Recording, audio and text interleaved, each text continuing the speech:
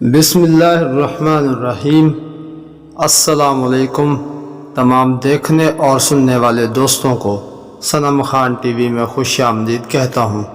دوستو، آج ہم خلافت عباسیہ کے 5ویں خلیفہ ہارون الرشید کے بارے میں بات کریں گے۔ دوستو، خلیفہ ہارون الرشید 765 عیسوی 148 ہجری میں رے میں پیدا ہوا۔ یہ وہ دور تھا جب اس کے والد خلیفہ مہدی خراسان اور رے کے گورنر تھے۔ منصور کو اس کی پیدائش کی اطلاع اس وقت ہوئی جب وہ ہاشمیہ سے اپنے نئے دارالخلافہ بغداد میں منتقل ہو رہا تھا۔ منصور یہ خبر سن کر بہت خوش ہوا۔ اس نے اس خبر کو نیک فال قرار دیا۔ اس کے دل میں یہ بات بیٹھ گئی تھی کہ یہ لڑکا بہت زیادہ مبارک و مسعود ہوگا، کیونکہ اس کی ولادت اور بغداد کی تعمیر ایک ہی دن ہوئی۔ یہ بات تعجب انگیز نہ تھی، کیونکہ منصور فال لینے کا قائل تھا تو اس لیے اس نے اسے نیک فال قرار دیا۔ وہ ملکہ خیزران کے وطن سے مہدی کا دوسرا بیٹا تھا۔ اس کی کنیت پہلے ابو موسیٰ تھی، لیکن بعد میں اس نے ابو جعفر اختیار کر لی۔ 767 کی آخر میں جب اپنے باپ کے ساتھ ہارون الرشید بغداد پہنچا تو ابو منصور نے ہارون کو دیکھتے ہی بے ساختہ کہا، میرا بیٹا انشاءاللہ صاحب اقتدار و اختیار اور سیرت صالحہ کا مالک ہوگا، کیونکہ میں ابھی سے اس میں اس طرح کے آثار دیکھ رہا ہوں۔ ہارون کی تعلیم و تربیت کا اہتمام خلیفہ منصور نے خود اپنی نگرانی میں کروائی۔ بچپن میں حمزہ کسائی کو ان کا استاد مقرر کیا گیا۔ ہارون عمر بھر ان کا بے حد احترام کرتا تھا اور ان کی وفات تک ان کی رہنمائی سے فیض یاب ہوتا رہا۔ حمزہ کسائی علم و فضل میں بھی باکمال تھے اور زہد و تقوی کے اعتبار سے بھی بہت بلند انسان تھے۔ وہ قرآن کے اچھے قاری ہی نہ تھے بلکہ زبان و ادب میں بھی یکطولہ تھے۔ تعلیم و تدریس کے علاوہ مہدی کو اس بات کی بڑی فکر تھی کہ ہارون قد کاٹھ کے لحاظ سے بھی بہت مضبوط ہونا چاہیے۔ مہدی کی خواہش تھی کہ خلافت کا بوجھ اٹھانے سے قبل ہارون میں یہ تمام اوصاف جمع ہو جائیں۔ چنانچہ کم عمری ہی میں اسے گھڑ سواری، تیر اندازی، شمشیر زنی اور نیزہ بازی کے گر سکھائے گئے۔ اسے فنون سپاہ گیری کی تربیت ان شاہ سواروں اور فوجی ماہرین سے دلوائی گئی جو بڑے جہان دیدہ اور تجربہ کار سپہ سالار تھے۔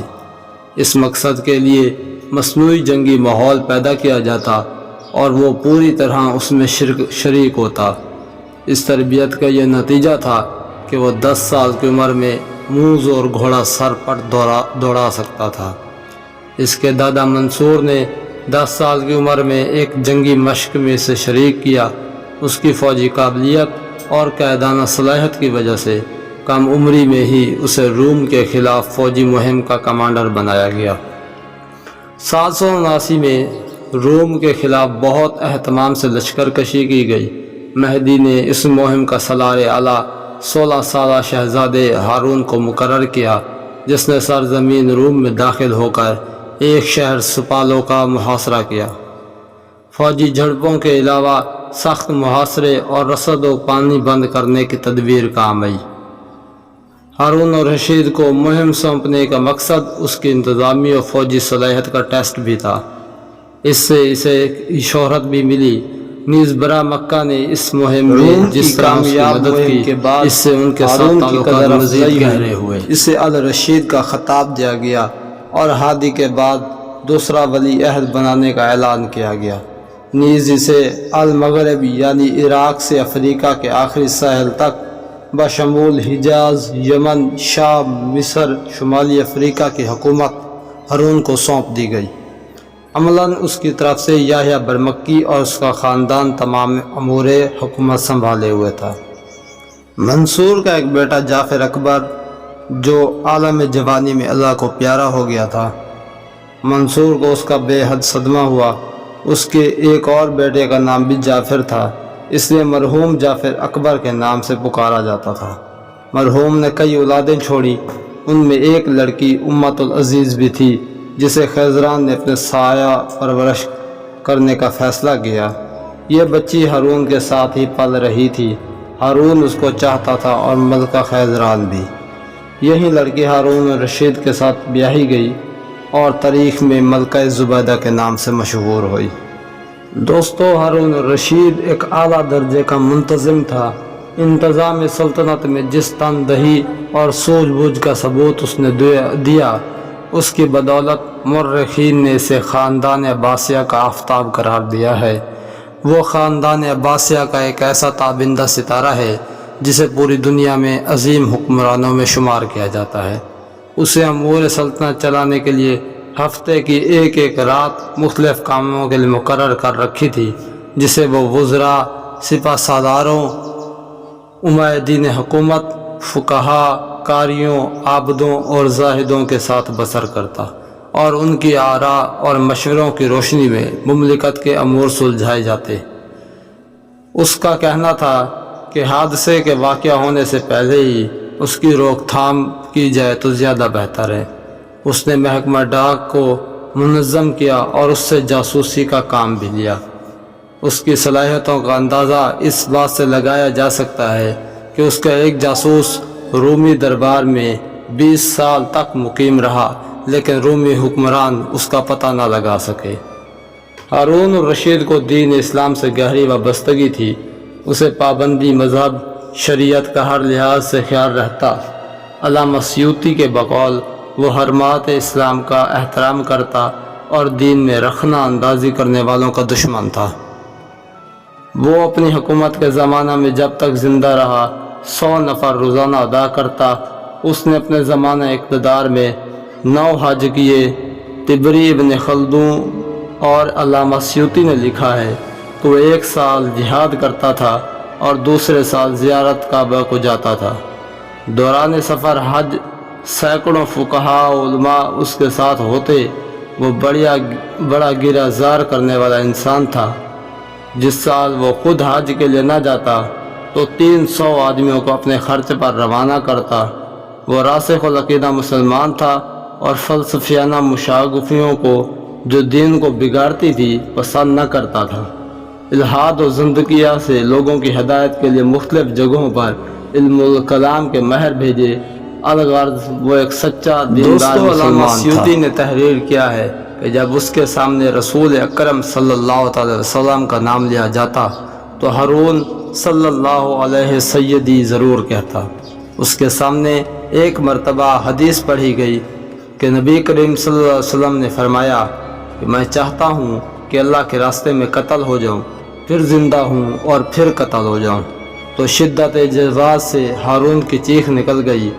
ایک موقع پر جب حضرت آدم اور حضرت موسیٰ کے درمیان کلام کے بارے میں حدیث بیان کی جا رہی تھی تو پاس بیٹھے قریشی سردار نے کہا کہ یہ کہاں کی ملاقات ہوئی تھی، یعنی وہ یہ کہہ رہا تھا کہ یہ تو کوئی ملاقات نہیں ہے۔ تو ہارون الرشید کے غصہ کی کوئی انتہا نہ رہی اور کہا کہ چمڑے کا فرش اور تلوار لاؤ تاکہ میں اس کی گردن اڑا سکوں، اور کہا کہ کم بخت، تو رسول اکرم صلی اللہ علیہ وسلم کی حدیث پر طعن کرتا ہے۔ تو اس وقت کے سپہ سالار ابو معاویہ نے بڑی مشکل سے اس کی جان بچائی۔ عباسی خلفاء میں ہارون الرشید کو یہ شرف حاصل رہا کہ اس نے ساری زندگی کفار کے خلاف جہاد میں صرف کی۔ ان کے خلاف اس نے 170 ہجری سے 190 ہجری تک 20 بار کامیاب یلغاریں کی۔ ان کے غرور تعصب کو خاک میں ملایا۔ اگر کسی وجہ سے وہ بنفس نفیس فوج کشی نہ کر سکا تو اس نے اپنے ماتحت سالاروں کی سربراہی میں لشکر روانہ کیے۔ اس کے شوق جہاد کا اندازہ اس امر سے لگایا جا سکتا ہے کہ وہ 1 سال حج کرتا اور 1 سال بنفس نفیس کفار کے خلاف جنگوں میں شرکت کرتا۔ عیسائی رومیوں کے خلاف اس نے مسلسل جہاد کی بدولت ان کے جارحانہ عزائم ملیہ میٹ کیے اور خراج دینے پر مجبور کر دیے گئے۔ سب سے عظیم ترین دور قرار دیا جاتا ہے۔ اس کے دور میں کاغذ سازی کی صنعت کا آغاز ہو چکا تھا۔ گھڑی سازی کی صنعت اس حد تک ترقی کر چکی تھی کہ ایک مرتبہ شاہ فرانس شارلیمان کو خلیفہ ہارون الرشید نے ایک گھڑی بطور تحفہ بھیجی۔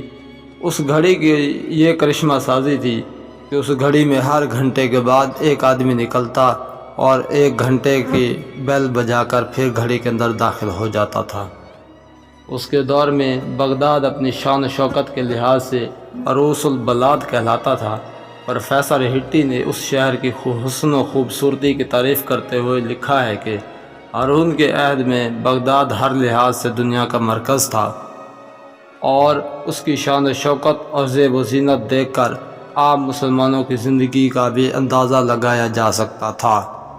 خلیفہ ہارون الرشید خراسان میں ایک باغی نصر بن سیار کے بیٹا رافع بن لیث کی بغاوت کو ختم کرنے کے لیے روانہ ہوا، تو راستے ہی میں 4 جمادی الثانی 193 ہجری بمطابق مارچ 809 عیسوی کو بروز ہفتہ طوس کے مقام پر انتقال کر گیا اور وہیں دفن ہوا۔ وفات کے وقت اس کی مدت خلافت 23 سال 3 ماہ اور عمر 39 سال تھی۔ دوستو، ہارون الرشید کا یہ دور خلافت عباسیہ کا شاندار دور کہلاتا ہے۔ تو میں امید کرتا ہوں کہ میری ویڈیو آپ کو ضرور پسند آئی ہوگی۔ میرے چینل کو سبسکرائب کیجئے اور گھنٹی کے نشان کو ضرور دبائیے۔ اللہ حافظ۔